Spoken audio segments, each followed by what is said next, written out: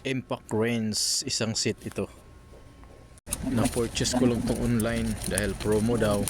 Nakuha ko lang ito ng 1,099. Isang box na kompleto. Isang battery lang ang pinurchase ko. Yan. Ito po yung manual niya.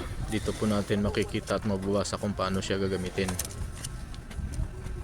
Ito po yung belt para isabit mo dito at isling mo kahit saan mo siya dalhin. At finally, ito na po yung pinakaasam-asam nating mabigat na impact. Napakaganda. Ito na. At saka ito yung battery na 48 volts. Sa salpak natin, susubukan natin kung gaano siya kaganda. Ganyan kaganda.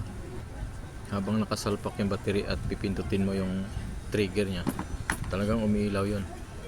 At ito naman yung mga kasama niyang head socket na 6 na piraso, iba't ibang sizes, at ang ganda ng texture niya.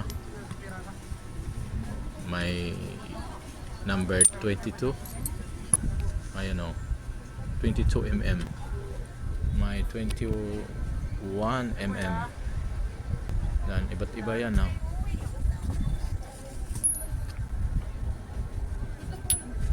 Ngayon i-try natin isalpak yung isang head socket.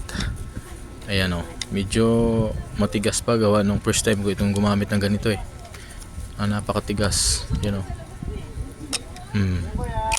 Pwede na, di ba? Napakaganda o. May motor ka, may kutsi ka, bilis ng tanggal ng gulong. Lahat ng mga screw, lahat ng mga bolts kaya dito. Napakaganda. Hindi ka na mahirapan, sige pang ikot-ikot. Tutok mo lang, sabay ikot, tapos ang pinaghirapan.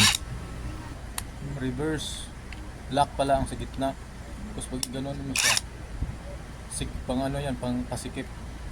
Pero pag iganon mo siya, yun na yun, pang paluwag o. Ang galing eh no. Pag pugna na po. Di makaya pilit ano, ganda. Ganda o. Naka light indicator yan o. Pag pindot mo yan, yan, lalabas. Naghahammer siya pag may ilaw dito, pero pag pindot mong isa, mawala yung ilaw. Tuloy-tuloy na. Pero pag pindutin mo, lalabas yung ilaw. Yan, lalabas yung ilaw oh. Nag-i-stop siya oh. Yan ang hammer niya na ano, yung pangtanggal na hindi malulustrid. Yan ang gagamitin oh. Napakaganda no. Ganon kaganda ito.